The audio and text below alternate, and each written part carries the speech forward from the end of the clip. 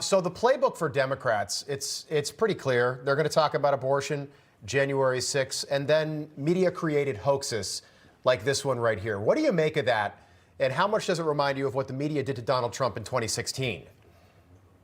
This is 2016 and 2020 all over again. Democrats are realizing that Joe Biden is in serious, serious trouble, and there's nothing that Biden or his campaign can do to turn things around. So what they're playing now is a game of selectively editing clips, putting out false narratives, such as bloodbath, as if it was some kind of violent context. What it is an economic bloodbath for the U.S. auto industry if this insane EV mandate continues to stay in place and we don't reverse course.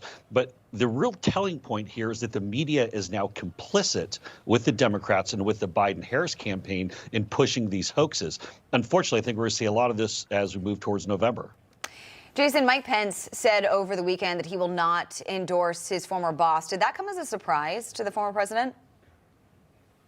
Oh, I don't know if I'd really go and qualify it one way or the other. It's a little bit of a bless your heart moment, I think, for the former vice president. At this point, either you're part of the effort to defeat Joe Biden or you're part of the effort to keep Joe Biden in place. And I think that the former vice president recognizes that, or should recognize that, as November approaches. We have to be unified. We see what's happening at the southern border. We see what's happening at the economy. We see the fact that we are not going to have a nation as we currently have it if Democrats and Joe Biden are reelected this fall. That's just the reality. Yeah. So does he care if he gets the endorsement of his former VP? It's not anything spent any time thinking about. Again, like I said, it's either you're against Joe Biden or you're for Joe Biden. Yeah. This is a binary choice at this point, and so it's time to get with the program. Okay. Politico, speaking of bloodbath, Politico with this headline over the weekend, a lot of bad blood apparently between Donald Trump and Nikki Haley. The former president has made no outreach to Haley. A Trump advisor confirmed that. So I'm wondering, look, I don't think the former president cares much about the Haley endorsement, but she got 3.3 million votes during the primaries, and she'll pick up more today because she's on the ballot in many of these states, including Florida. Is there a role for Nikki Haley in a potential Trump administration? I wouldn't go and say anyone's necessarily in or out on the president's behalf. As we saw in 2016, there were a lot of names that were thrown out. By the time 2017 came around, then it was a bit different to who actually joined President Trump in the administration. And same thing even today. You see a lot of names that are thrown out there. Here's the critical point about Nikki Haley and votes that she received in the primary.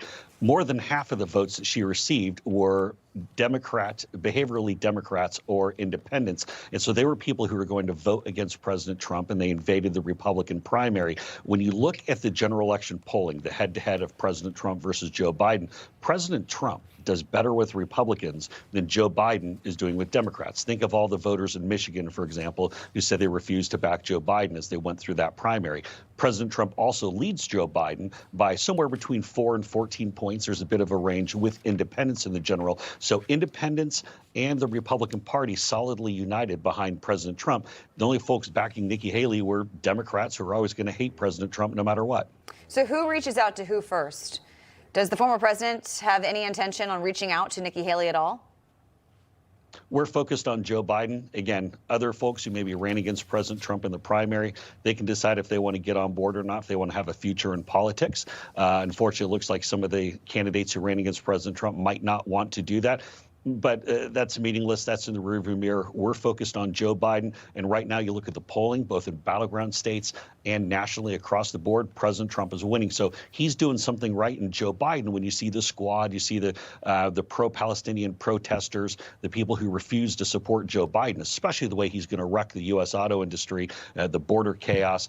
President Trump's in the driver's seat, and that's why you see Joe Biden and his campaign melting down in real time. Yeah, and something that Donald Trump's got going for him right now that he didn't have in 2016 and didn't have much of in 2020, he's up in every single poll, battleground or otherwise. And even though the margins aren't huge, they are consistent, which is what we saw when Barack Obama beat Mitt Romney in 2012.